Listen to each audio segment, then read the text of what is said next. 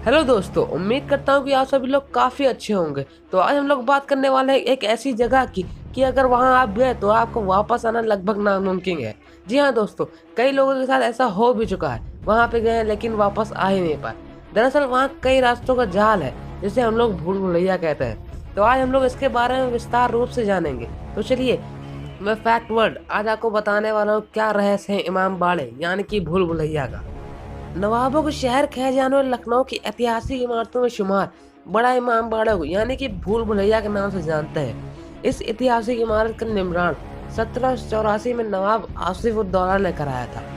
इसके संकल्पकार जो कि फिराउद्दीन औला हैं, यह एक वास्तुकला के निकटतम रूप में जाने जाता है। इमाम बाड़ा एक रोचक भवन है जो कि ना कि मस्जिद है ना कि मकबरा। इमाम बाड़ा वास्तव में एक विहंगम आंगन के बाद एक विशाल हॉल है। इस मकबरे का केंद्रीय कक्ष तकरीबन 50 मीटर लंबा और 16 मीटर चौड़ा है और इसकी ऊंचाई तकरीबन 15 मीटर है।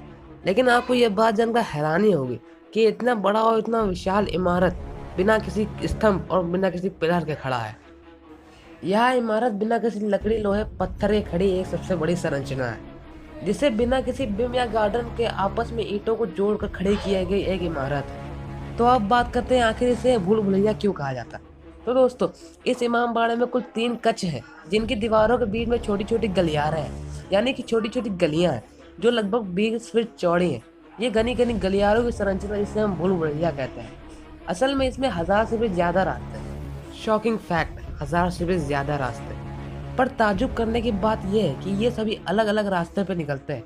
इनमें से कुछ रास्ते तो ऐसे भी हैं जिनका आगे से सिरा ही बंद है। और एक बात, इस भूल भुलैया में आखिर ये बावली क्या है।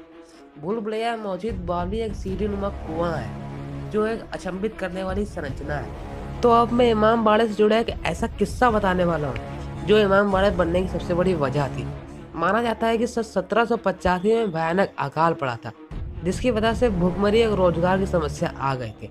तो लोगों की भलाई और भरपेट भोजन के लिए इस विशाल इमाम बाड़े का निर्माण कराया गया जिसके कारण लोगों को रोजगार मिल सके। और इमाम बाड़ा एक विशाल हॉल है जिसमें कभी नवाब आसिफ उद दौला बैठा करते थे।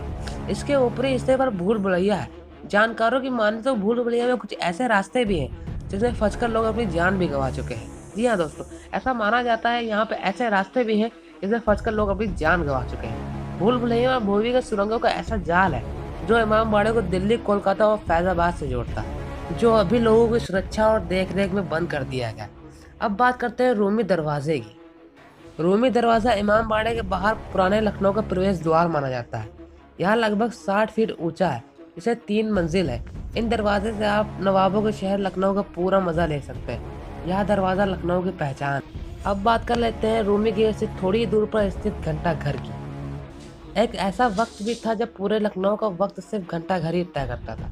पूरा शहर इसी के बताए समय पर निर्धारित था। घंटा घर ना ही समय बताता था बल्कि अपनी वास्तुकला के लिए भी काफी प्रसिद्ध था।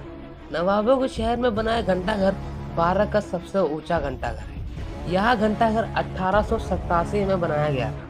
इसे ब्रिटिश वास्तुकला के सबसे बेहतरीन नमूनों में से एक माना जाता है। 221 फीट ऊंचे इस घंटे घर का निर्माण नवाब नासिर उद दौला हैदर ने सर जॉर्ज कपूर के आगमन पर बनवाया।